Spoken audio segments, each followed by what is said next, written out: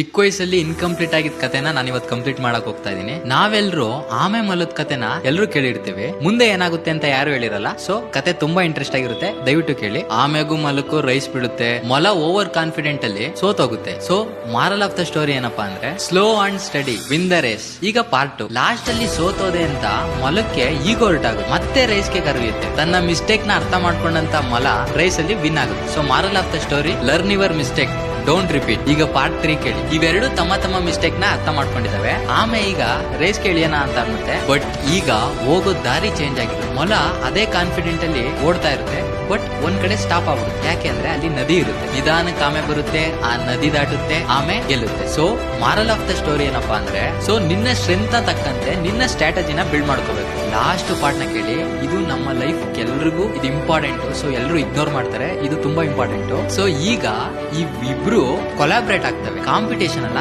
Collaboration. ನೆಲದ ಮೇಲೆ rabbit ಕರ್ಕೊಂಡು ಹೋಗುತ್ತೆ, ನದಿ ಮೇಲೆ ಆಮೆ ಕರ್ಕೊಂಡು ಹೋಗುತ್ತೆ. ಕಡಿಮೆ ಸಮಯದಲ್ಲಿ ಇಬ್ರು ತಮ್ಮ ಗೋಲ್ ನ ರೀಚ್ ಮಾಡ್ತವೆ. So moral of the story ಏನಪ್ಪಾ ಅಂದ್ರೆ, ಇಲ್ಲಿ ಕಾಂಪಿಟೇಷನ್ ಅಲ್ಲ, ಕೊಲಾಬ್ರೇಷನ್. ಫ್ರೆಂಡ್ಸ್ ಯಾವ ರೀತಿ ಇರ್ಬೇಕು ಅಂತ ಅಂದ್ರೆ, ನಿಮ್ಮ ತಪ್ಪನ್ನ ನಿಮ್ಮ ಹತ್ರ ಮಾತ್ರ ಹೇಳ್ಬೇಕು. ನಿಮ್ಮ ವೀಕ್ನೆಸ್ ಅವನ ಸ್ಟ್ರೆಂತ್ ಆಗಿರ್ಬೇಕು. ಇಬ್ರು ಒಬ್ರಾದ್ರೆ ಹೋಗೋ ದಾರಿ ಈಸಿ ಆಗುತ್ತೆ. ಆ ಕೊಲಾಬ್ರೇಟ್ ಮಾಡ್ಕೊಳ್ಳೋ ಫ್ರೆಂಡ್ ನ ಟ್ಯಾಗ್ ಮಾಡಿ. ನಿಮ್ಮ ಪೇರೆಂಟ್ಸ್ ಗೆ ಹೇಳೋದು ಇಷ್ಟೇ, ನಾನು ನಿಮ್ಮ ಮಕ್ಕಳಲ್ಲಿ ಪ್ರತಿಯೊಬ್ಬರಲ್ಲೂ ಪ್ರತಿಯೊಂದು ಸ್ಟ್ರೆಂತ್ ಅಂಡ್ ಸ್ಟಾಮಿನಾ ಇರುತ್ತೆ. ಅದನ್ನ ಕಂಪೇರ್ ಮಾಡಿ ಅವರ ಪೊಟೆನ್ಶಿಯಲ್ ನ ಹಾಳು ಮಾಡಕ್ ಹೋಗ್ಬೇಡಿ, ಸಪೋರ್ಟ್ ಮಾಡಿ.